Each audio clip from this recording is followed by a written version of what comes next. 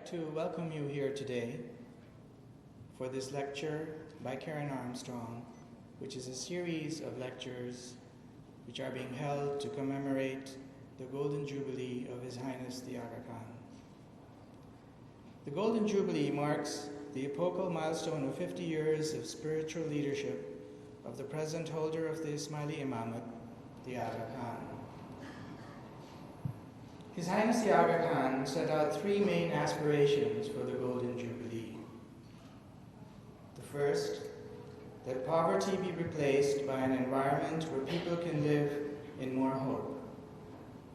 The second, that governments produce enabling environments where society can function and grow.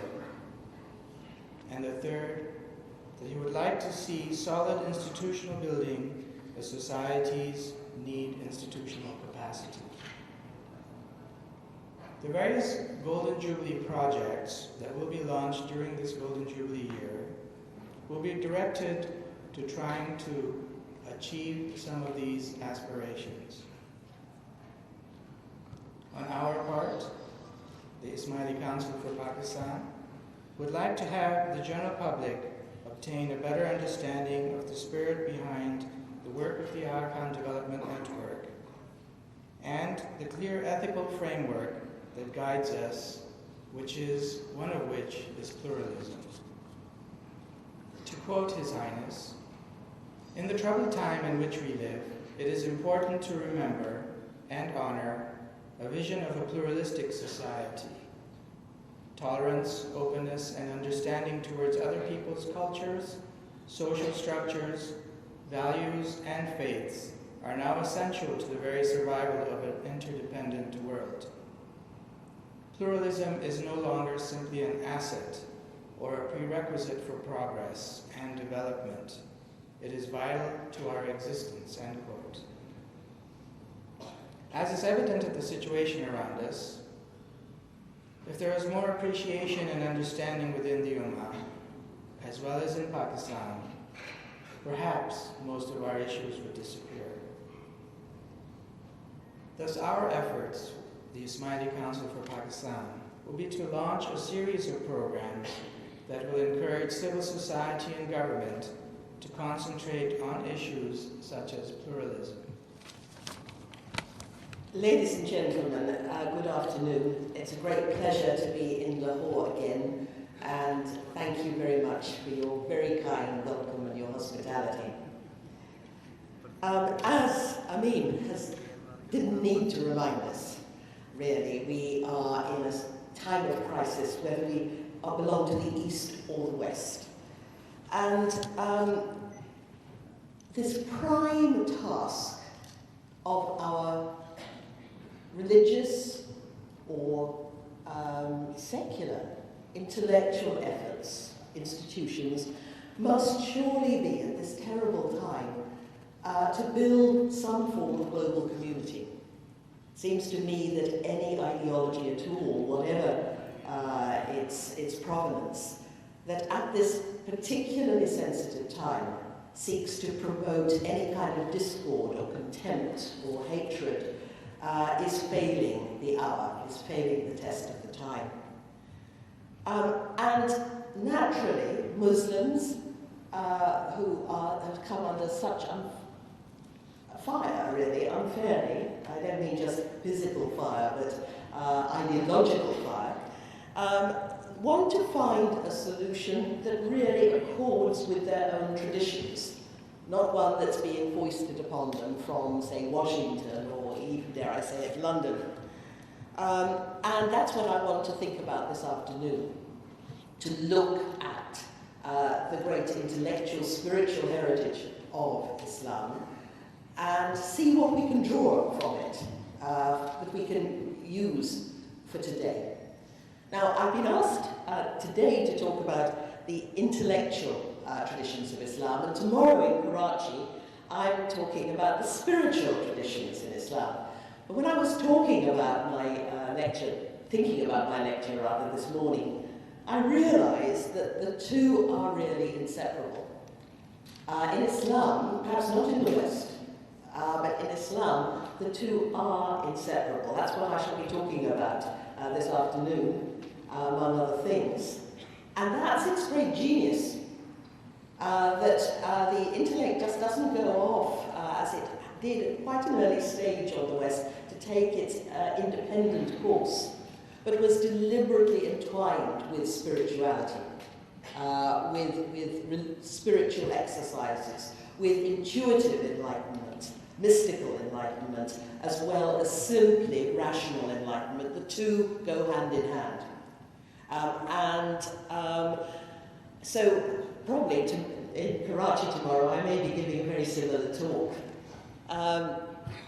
Now, the Quran is not primarily an intellectual document, though it is spiritually and intellectually rich. It is a call to action. Like any scripture, it isn't just giving us theories or ideology. What it's attempting to do is to summon us to action in the world, to create a just and decent society where poor and vulnerable people are treated with respect. That is the ultimate aim of the Ummah, a jihad in the original sense, not of holy war, of course, but of effort, struggle, endeavour to bring about a more egalitarian society where people can more easily make that surrender of their entire being to God, that is Islam. And the Ummah, therefore, the community, is decisive, it's central, it plays the part that's, for example, the idea of God, theologically the idea of God, or the divinity of Christ may do in the Christian tradition. And much of Muslim thought and intellect has been devoted to looking at the health of the Ummah, which is a kind of index of the health of the Islamic community, of the spiritual community. If the Ummah is healthy, if it fulfills its mandate, or perhaps never really fulfills its mandate, because the Quran, we're all of us trying to bring about that model society. But if we come approximately to it, then Muslims believe that they are in accord, as the Quran tells us, with the deepest fundamental laws of existence. Their society will prosper. And this is the focus of much of their anxieties today. If the Ummah is in the hands of corrupt people, or if it's bullied by foreign foes, then it can be as offensive to some Muslims as it might be for certain Christians to see the Bible trampled upon. These are important symbols. So we are summoned to action. And the Quran talks primarily in symbolism. Constantly, every single verse is called an ayah, a symbol, a parable. We've just read the ayah, the symbol of the lamp. And that's been of very great importance, and given that complete understanding in the Quran, that when we're speaking about God or the divine, we can only talk analogically, because God is always greater. We can't think just that our mere words and concepts can measure up accurately or exactly to this transcendent reality. Trouble with transcendent reality is that some religious people say, yes, we know Allah, God, is transcendent, but we know what he wants and is. But the Quran is constantly calling us to go before them and ponder these symbols, like the symbol of the lamp. And you don't actually believe in a symbol, you interpret it. You ponder it, you respond to a symbol. And as you do with the great symbolism of art. And consequently, the symbolism, the symbols, the ayat of the Quran need to be reinterpreted again and again and again, so that the whole richness of this ayah can be brought to light by a creative effort of the community, and that has been very evident in Islam, as we'll see. And, of course, the Quran is the Word of God. And Muslims took this very seriously, perhaps more seriously than people sometimes do today, because the Word of God, like God's self, is infinite. It can't be tied down to a single interpretation. It exceeds the grasp, a simplistic grasp. And the Quran also promotes the idea of pluralism, of the idea of the appreciation of other religious traditions. People of the book are to be honoured. You cannot be a Muslim if you don't also accept the prophecy of Jesus, Moses, Abraham, Noah, the great prophets of the past. And that gives the Quran a kind of head start over many of the other scriptures in this attempt to build a global community. Not many scriptures have that global outreach, that pluralistic outreach.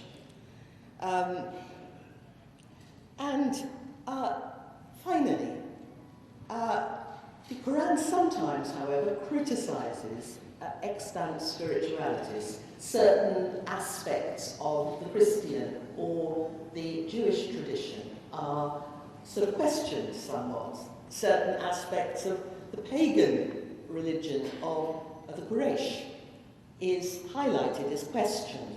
And this tells us, too, that religious people are not meant to be stooges, meekly swallowing what they're told by the previous generation.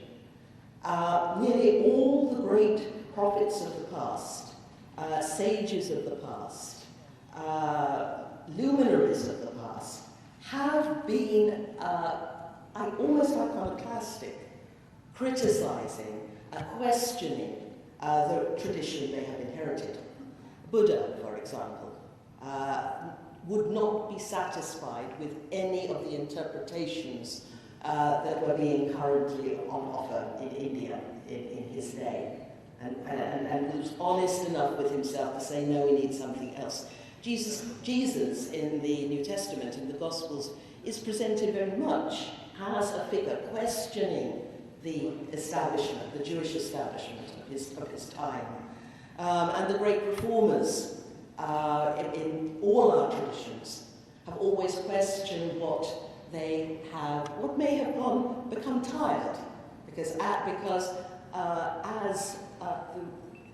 religion, any tradition indeed, can be seen as a constant dialogue, an interchange between a transcendent, timeless reality, eternal reality on the one hand, and on the other hand, current events here below.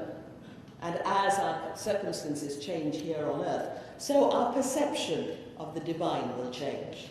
So our interpretation of the symbols of our religion will change, and should change. Otherwise, the religion will die, as paganism died. It reached a point where it couldn't adapt any further to changing circumstance.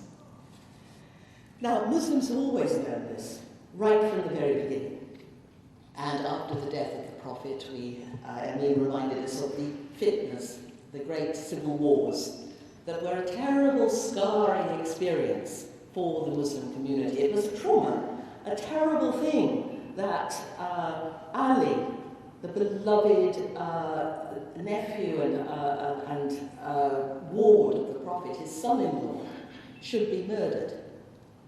That his beloved grandson, Hussein, should be murdered, that the companions of the Prophet should be seen on either side of a battle line. This was a trauma, and people might have thrown up their hands in horror and said, well, that's the end of this enterprise, but that's not what happened.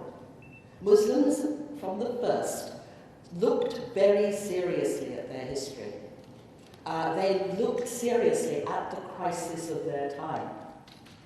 They questioned it, they interrogated it, and instead of just throwing up their hands in horror, they tried to find a creative solution, and that's what happened.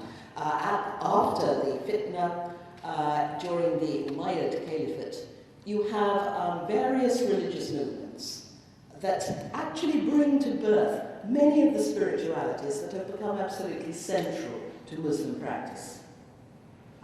One of the great proponents of this was Hassan al-Basri, a fierce critic of the Umayyad court.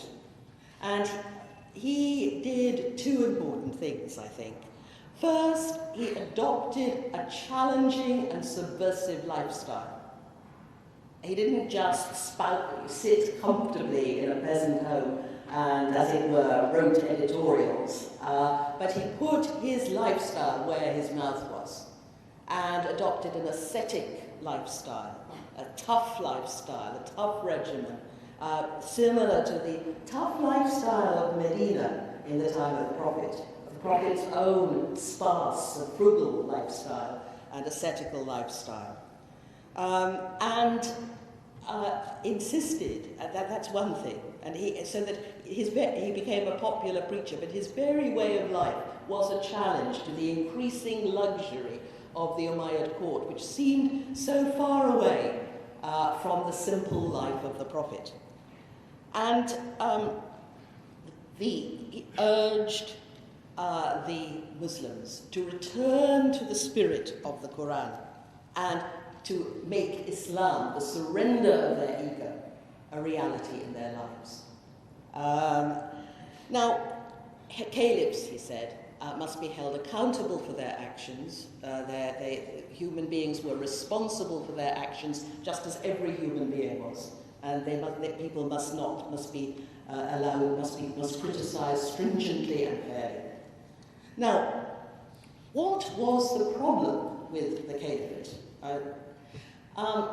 The Muslims had a problem, a real problem. It was found by trial and error in the pre-modern period, that any agrarian-based state could really only be successfully run by a monarchy.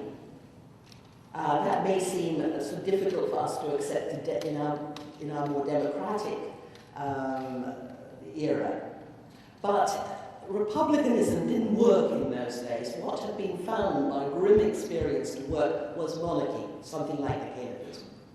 And yet, the kingship, an idea of kingship or that kind of autocratic rule was deeply antagonistic to the spirit of the Quran, where everyone was brothers, and the Arabs in particular had a long-established distrust of kingship. They tried it once or twice in the pre-Islamic era, and it had really been a failure. They were more addicted to the more egalitarian spirit of the tribe. So how were they going to survive as a polity, a successful polity in the world, when really monarchy was the order of the day? And there was a certain unhappiness here. And this unhappiness persisted through the Mu'tazila, who also insisted on the importance of free will and that the caliphs must be held accountable for what they did. They condemned the luxury of the court, and they were also political activists. Again, intellectuals in Islam were not just armchair critics. They participated in the doing process of the change of society. And perhaps more significantly than anything else, small groups of committed Muslims started to meet together to discuss the political situation, to discuss the new Umayyad regime, and to ask how they could improve things. How could they make a change? How could they somehow meld their present circumstances with the Quran, with the spirit of Medina?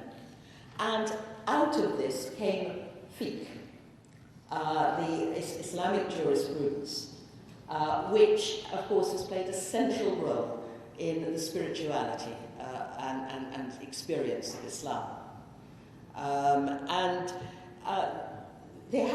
They needed extra legislation somehow in order to make their present, utterly changed and drastically different circumstances accord more closely with the spirit of Medina and the Quran, and hence the collection of hadith of news reports about the Prophet, the testing of chains of hadith, the building up of a body of sources alongside the Quran, which could give them a way to create new legislation. The Quran has very little legislation that would speak to their new circumstances. And this, again, was an innovation, a change.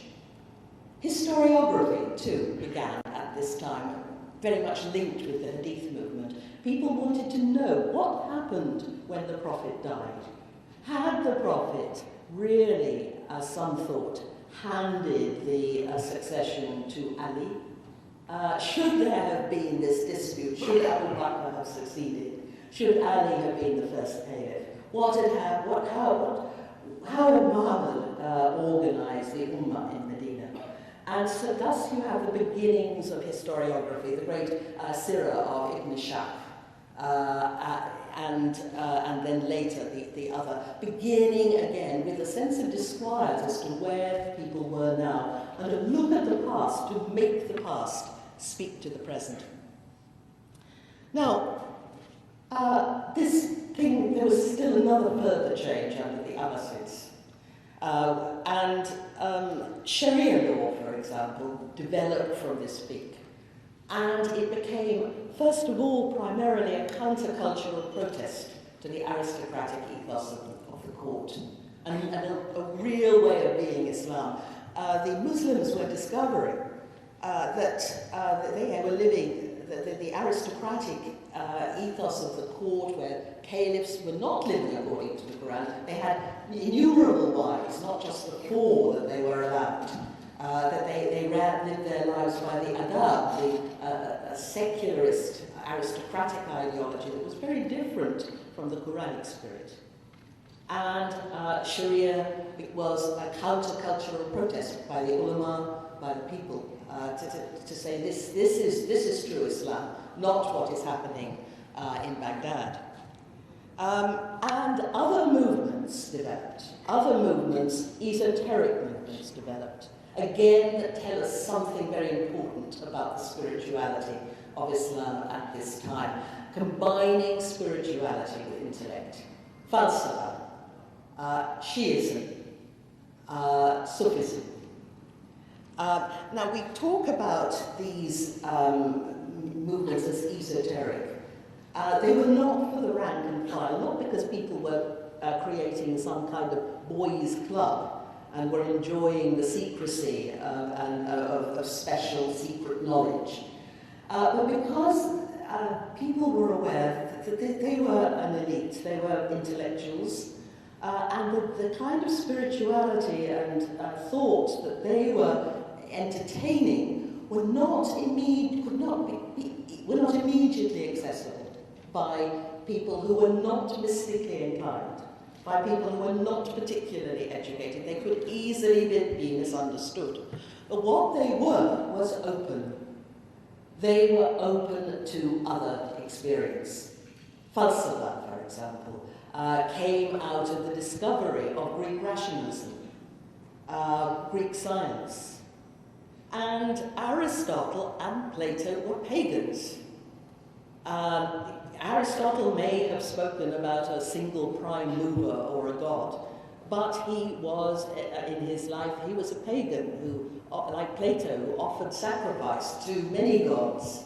And yet, the philosophers believed that they could find illumination. You could find illumination anywhere in your life, because they had a universal belief in the capacity of reason to reach God. That the Quran was one way of being rational, but there was an endorsement of something foreign. Similarly, the Sufis, who were intent on making Islam an interior religion, not just a matter of external observance of rules, but an interior attitude, reproducing, if possible, the state of utter Islam, a surrender of the ego, that had enabled the Prophet, peace be upon him, to receive the revelations of the divine. But they too believed that it was possible to see the other faiths, which the rank and file and the establishment were beginning to see as superseded now that Islam had come on the scene. It was going to be quite common for Sufis to cry in ecstasy that when they glimpsed God, they were neither Jews, Christians, or Muslims. They were at home equally in a synagogue, a mosque, a temple, or a church, because once a man of God has glimpsed the divine, he's left these essentially man-made divisions behind. The Ismailis, who brought us here today, used to use science and mathematics as a way of reaching transcendence, of taking their minds to a more refined and abstracted transcendent sphere than is usual in the more muddled world of every day. And this was at a time when many of the ulama were beginning to turn against the arts and the sciences.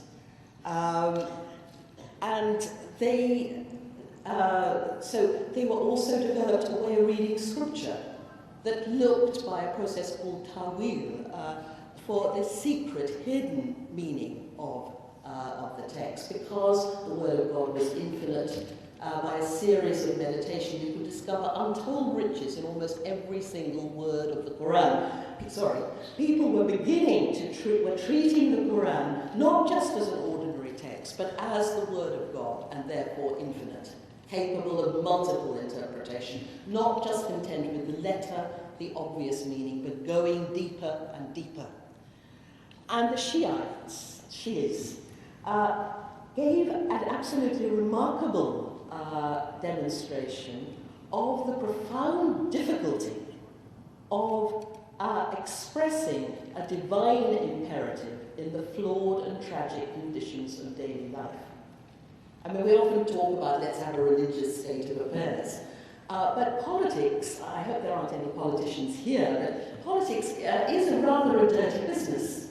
Wherever you are, it's a question of graft and getting on with people, deals, and all kinds of, as we've seen, alas, on the international scene. In my own country, in the United States, never mind just the Muslim world, we've seen all kinds of nefarious goings on in recent years.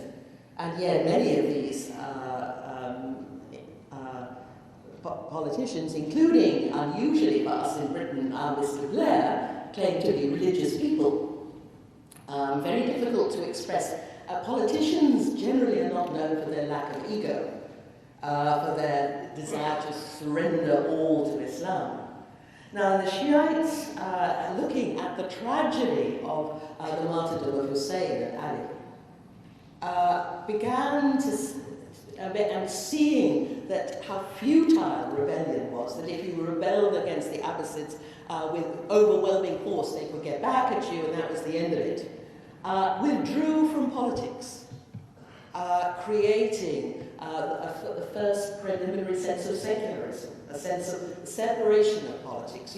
And becoming, and even though they would develop a fine tradition later of criticizing the establishment, they developed symbols again, that reminded people that it's not an easy matter to create a godly state, rhetoric apart. That Shias must hold aloof from a policy that is almost inevitably corrupt. The whole ideology of the hidden imam, who was somehow disappeared and who would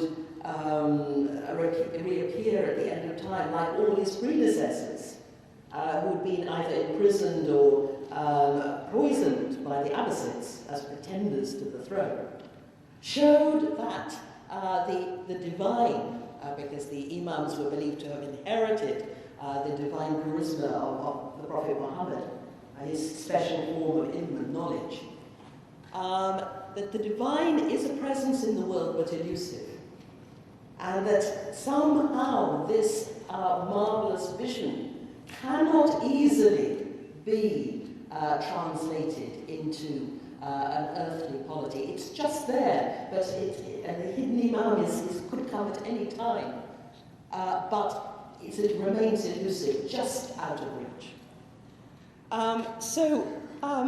I think that what we see in these esoteric movements is a remarkably rich spirituality, but it was different. Had Ali returned to earth and discovered that the Shia, who called themselves the partisans of Ali, had developed this extremely abstruse and unique kind of spirituality and way of reading scripture, and this part, he'd have been really rather astonished. And Muhammad would have been rather amazed too by some of the fiqh that was being developed. But this is as it should be. And if I had time, I would show how in the Christian and Jewish traditions too, and you can ask me a question time if you like, there was a sense that revelation was not something that had just happened once and for all. It had, of course. It happened on Mount Sinai. It happened in the person of Jesus. It happened when the Quran came down to the prophet. But the miracle of the Quran was that it kept on revealing itself. It kept on revealing itself to generations who were far removed.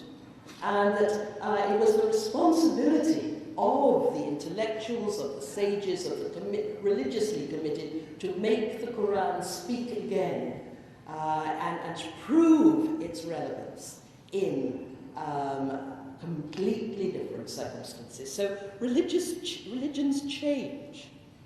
The Quran, as the Ismailis found, is capable of multiple interpretation, open to new truths, open to foreign ideas, not something that is closed in, though there were those who wanted it closed in, because being closed in makes us feel safe. I know that myself. For years when I was growing up as a Roman Catholic in England, Catholics were very much persona non grata. Catholicism is profoundly un-British. It's far too sort of showy and emotional and with bleeding hearts and statues and all frightfully bad taste.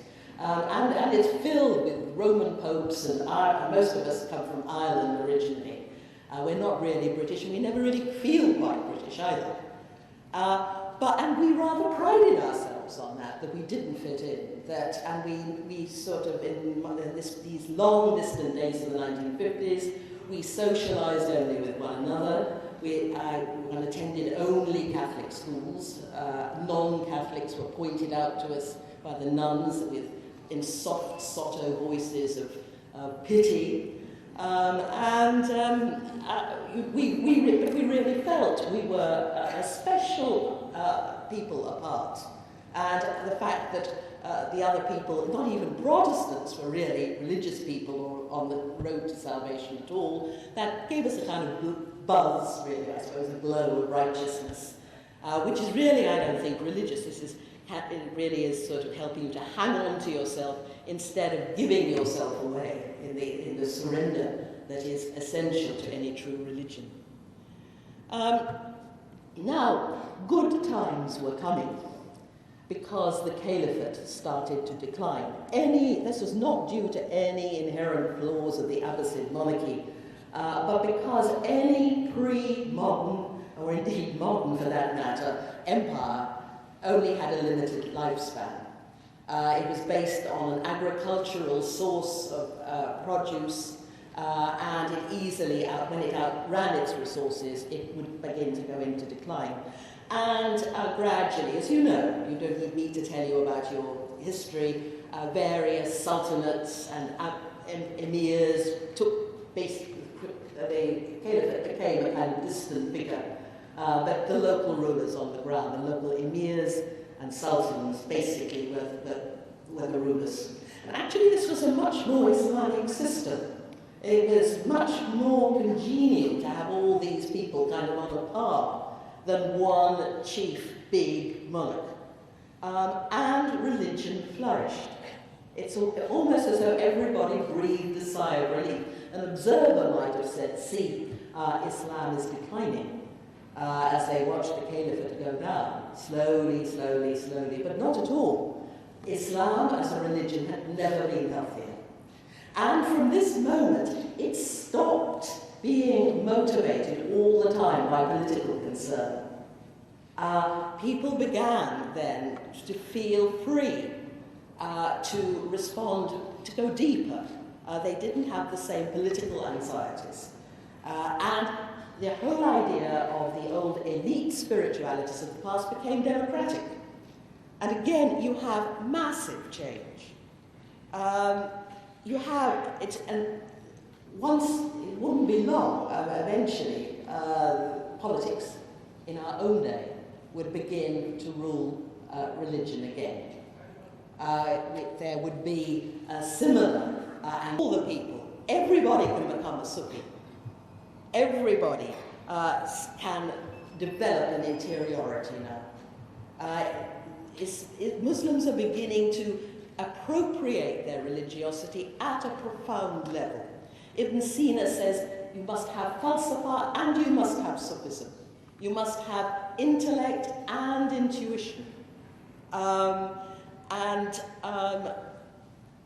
Rushd, however, was rather more just for the rational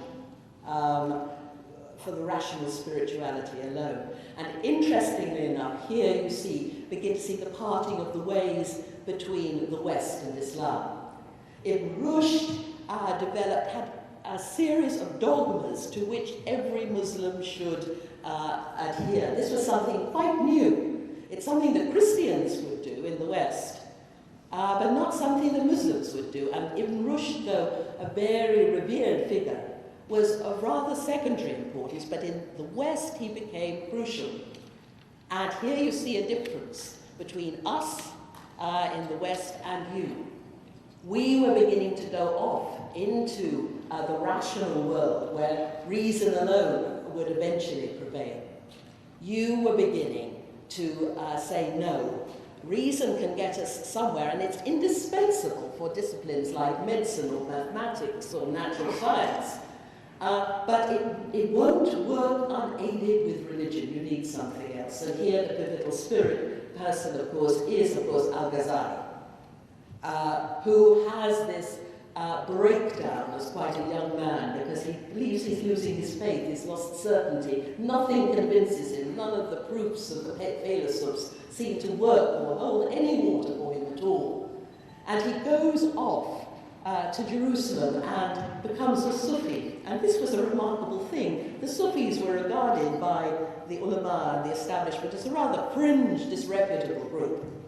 But there he practiced meditation and came back to Baghdad and said it was by ritual and prayer, by the disciplines of the interior life that you achieved certainty of God. We need the intelligence. But intelligence and reason alone cannot bring us to God.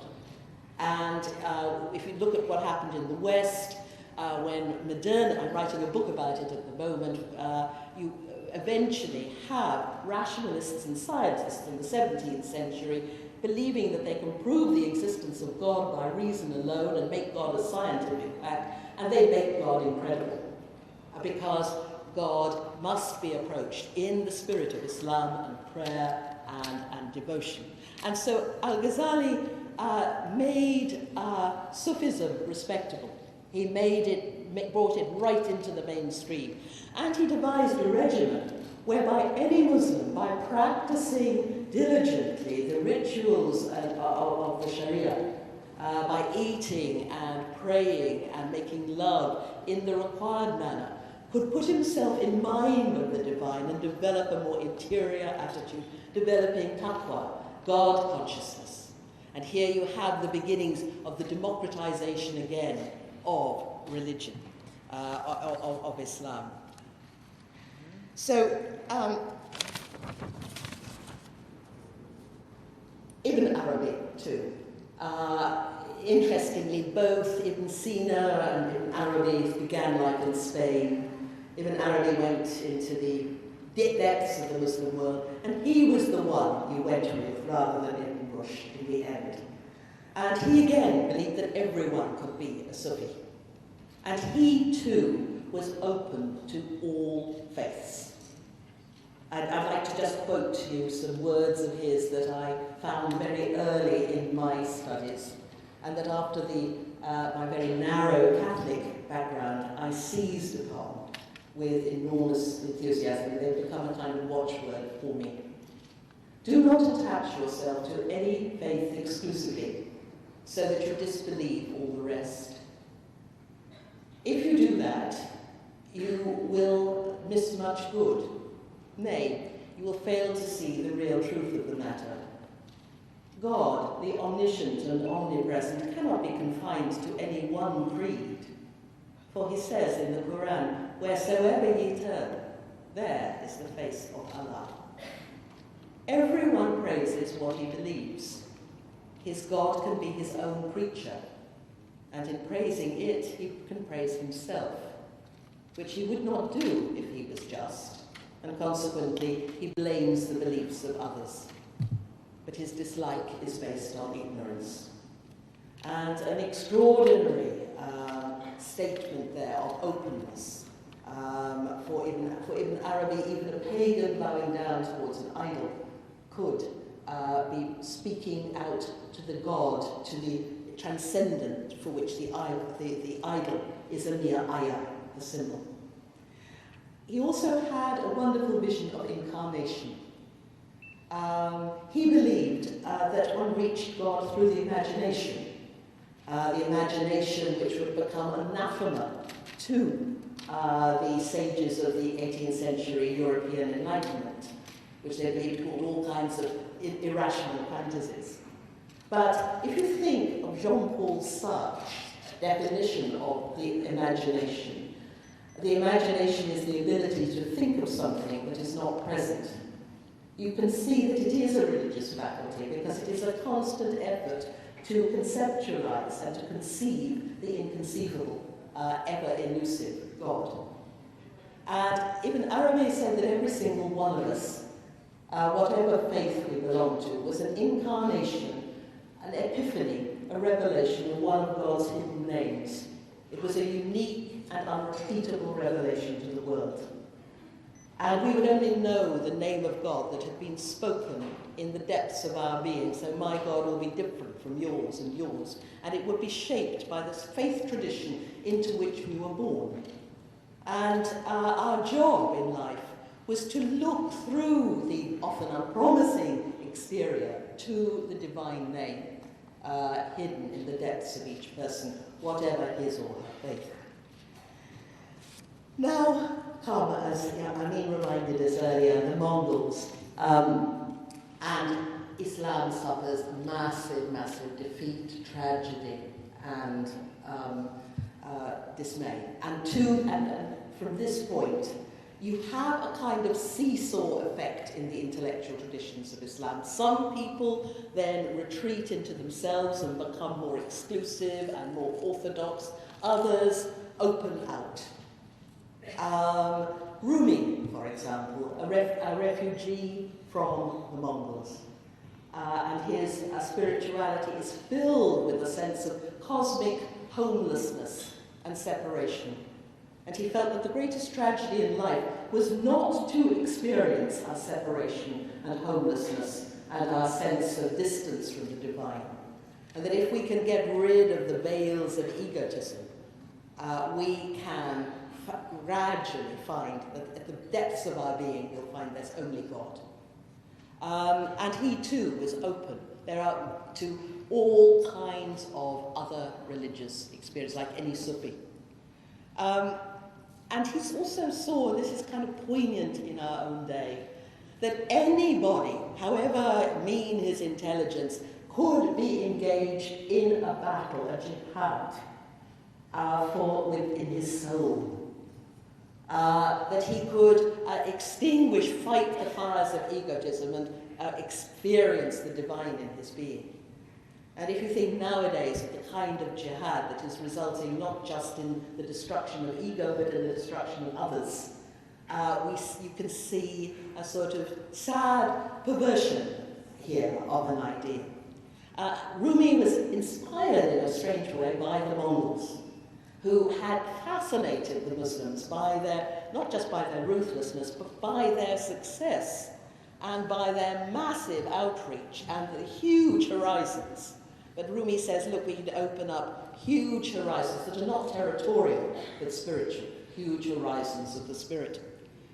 But on the other hand, at the same time, you have the closing of the gates of Ishtihad, the conservative spirit. Not surprisingly, after such great loss, when so many libraries have been burned to the ground, so many manuscripts destroyed, so many sages killed in the course of the Mongol scourge.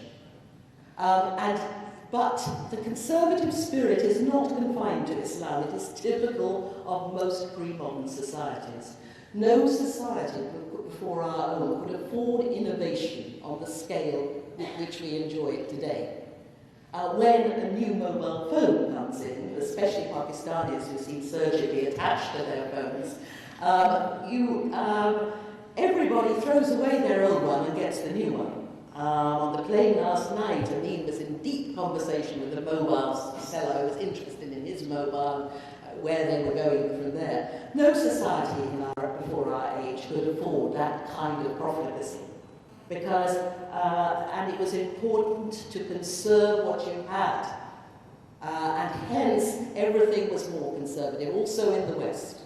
It wasn't because of some inherent timidity, but because if you encourage people to have their own original ideas about society and life in general, they'd start having expectations and projects that you could not simply implement. And then people would get frustrated and there would be social unrest. You couldn't afford it.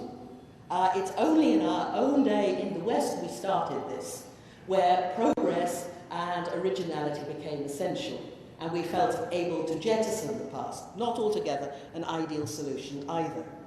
But from this point, you start having two reformers who reform, and they're just the same, these reformers, as reformers in the Christian world or elsewhere. Reformers who go back to the beginning, people like Ibn Taymiyyah, want to get rid of everything that has come before. That has been added on afterwards, like medieval fiqh, falsafa, Shiism, Sufism, and get back to the core. Though, of course, you can never get right back to the beginning. You have to do it in the current of your time. And this would also be typical of the Wahhabi revolt, as well as Luther and Calvin in Europe. That's that kind of reform. Now, then there are the three great empires: Imperial Islam, Ottoman, Safavid, Mughal in India. And in each, you have this same seesawing between the conservative on the one hand and the adventurous and the open on the other. You have Akbar, and on the one hand, you have Aurangzeb on the other. In Iran, you have Majlisi, who says no Sufism, he persecutes Sufism, no mysticism, only Sharia. And you have Mir Dimad, a Mullah Sada, who say you cannot force anybody's conscience or mind, and you cannot force them to have ideas. There must be no censorship. A philosopher must be as rational and scientific as Aristotle, and also a mystic. Again, the merging of the intellect and the spiritual. And in the Ottoman Empire, you have at last a Sharia state. Now, today, a lot of people are hoping for a revival of the Caliphate, and that actually seems to be a false chimera, because it didn't work for Muslims very much at the time when they actually had the Caliphate. Or they want a Sharia state. And the Ottomans really did do a remarkable thing for the first time, being able to ally or to try to encapsulate the Muslim conscience represented by Sharia in an actual polity. But it had disadvantages in that the ulama became minions of state, officers of state, and they tended to lose their teeth. They were seen as rather lackeys of the state, and lost their edge. Whereas in Iran, where that didn't happen, the Iranian mullahs remained the champions of the people and were open to, many of them, to the new ideas coming from the West, would fight alongside secularist individuals for a democracy.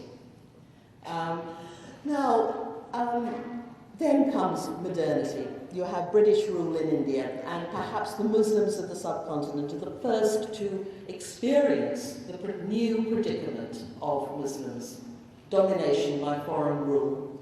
And this time, for the first time in Muslim history, Muslims can't make that fabulous comeback.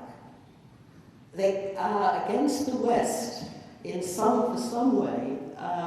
They have not been able to to make that riposte, either spiritually or politically. And this has had a recurrence. Islam is a religion of success. Unlike Christianity, whose emblem, chief emblem, at least in the West, is of a defeated man in a moment of agony and failure, and out of that failure comes victory. The Prophet, Muhammad, blessed be him, was a dazzling political spiritual success in his own time. It wasn't easy, but he was a success. And Islam went from triumph to triumph to triumph and was able to overcome adversity. And I think that it's been said that this subjugation by the West has been as shaking and disturbing for Muslims as Darwinism, Darwinian evolution, has been for some Christians. And there are increasingly kind of frantic attacks to get Islam back on track, to make, where in the past Muslims believed that if you made a good society, tried to live according to the Quran, your society would prosper. And it's hard. And it's hard because of the nature of modernity. Modernity is based not on an agricultural produce. It is based on the technological replication of resources and the constant reinvestment of capital, which freed the Europeans up from the constraints of conservative society and made them invincible. Now, in every modern society has two essential qualities. And a society that doesn't have these qualities is not really modern, no matter how many fighter jets or computers it has. One, it must be independent. The modernization of Europe and the United States developed by declarations of independence on all fronts: political, social, economic, religious, when Luther declared independence of the Roman Catholic Church. Secondly, innovation. We had a very rocky passage to modernity, as everybody does in Europe, but at least we were always doing something new, achieving something fresh, facing unprecedented or novel problems. But unfortunately, we were so far ahead that you could only copy us. So instead of innovation, you have imitation. And in the Muslim world, the new modern economy comes not with independence, but with colonial subjugation. And from that experience of colonialism spread a lot of our problems today. There have always been casualties of modernity. We like to pride ourselves on what a benign society we are in the West, but in our march to modernity, we've trampled over a lot of people.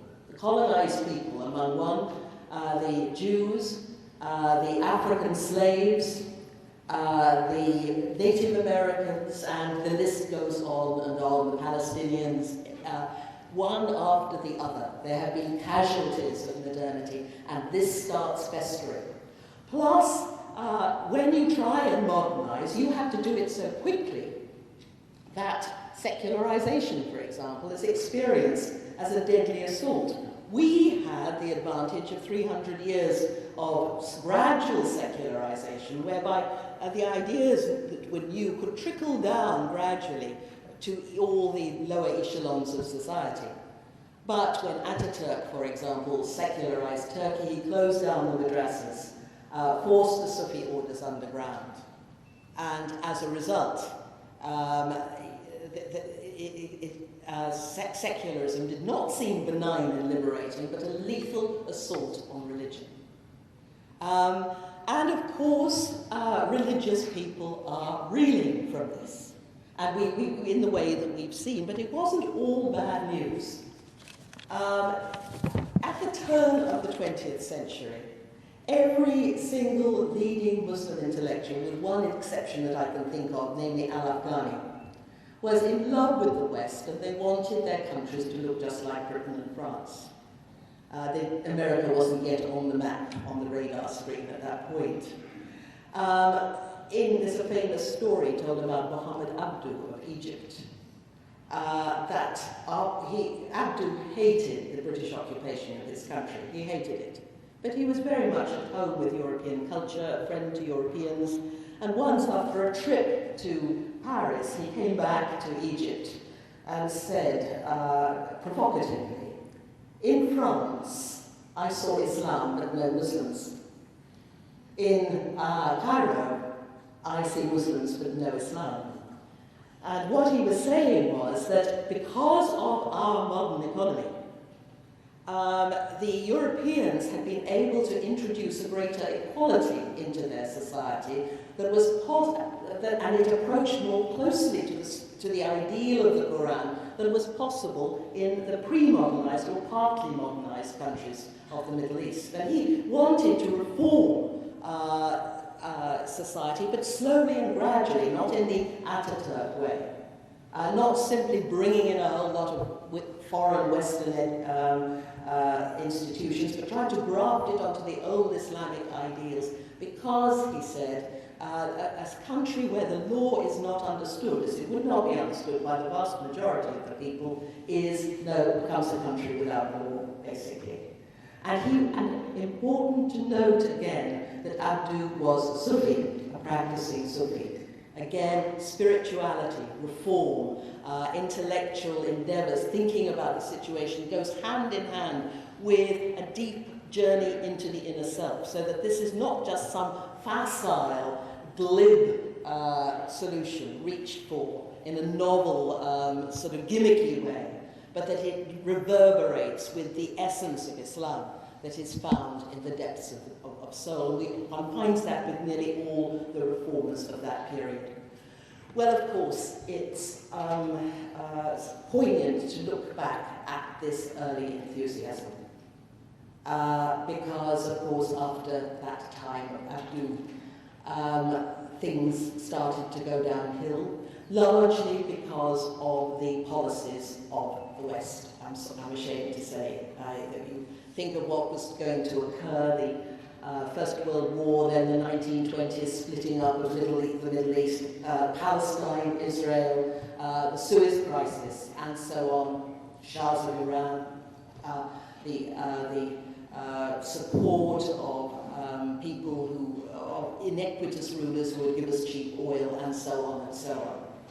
And this has led to that sense of helplessness and hopelessness that inspires some people to acts that are not in any way Islamic. They shouldn't be called Muslim terrorism. But it is it arises out of a sense of nihilism, impotence, a sense that however one tries, nothing is going to be achieved because the powers that be in Washington or wherever are not on your side. And that can induce desperation. So now what do we do? I have a list of things that we can do, so let me just find them. Now, let's be clear, first of all, that there has been in the Islamic tradition exclusivism and defensiveness, but there's also been openness, appreciation of other cultures, extraordinary adventurousness with new ideas, combined with deep spirituality. This is as much a part of Islamic tradition as the more closed and conservative. it's perhaps inevitable that under attack people are going to want to cling to external observances, to things that are familiar, that they know.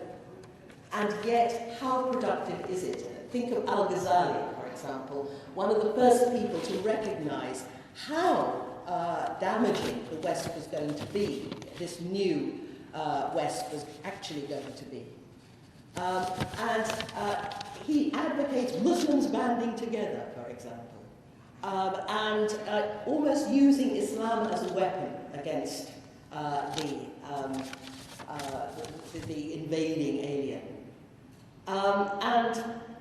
The Islamist Wilfred Cantwell Smith, writing in the 1950s, before anything really started really going downhill, he had a presentiment that bad things were on the way. And he did a survey of an Egyptian newspaper, noticing a change during the 1930s. In the early 1930s, the editor had been quite confident about God, religion, Islam, was quite happy to talk about in his editorials about the beautiful design of the world, completely unperturbed by the fact that Europeans had knocked down this proof and proved that it did not prove God at all. Just contemplating the ayat of the natural world lifted people to the divine. That was enough.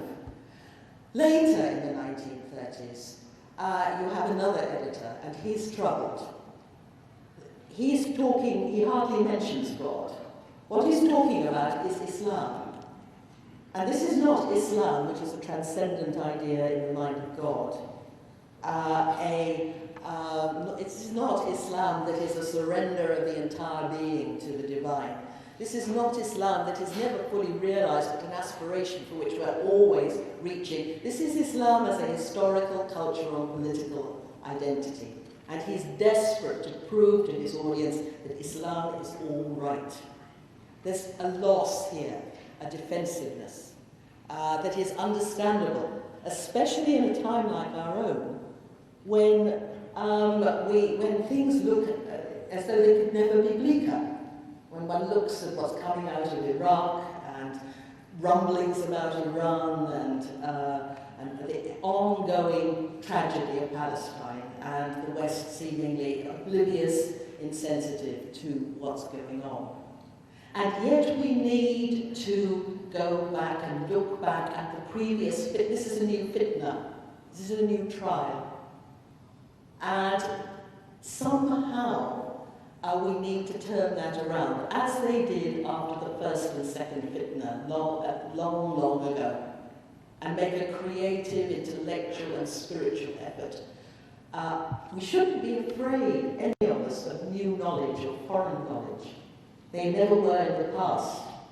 And somehow, there's a line in Shakespeare, assume a virtue if you have it not. If you don't feel brave, you remember that sort of jolly tune they used to whistle a happy tune, and whenever I feel afraid, and you whistle a happy tune, and then you suddenly feel great. Perhaps we need to assume a confidence that we don't have, and then we'll find resources in ourselves, because it's deeply enshrined in the Islamic tradition. It is hard. I am not in any sense belittling what Muslims are up against. But now is the time for action of an intellectual and spiritual nature. And you've done this brilliantly in the past, and you can certainly do it again. Thank you.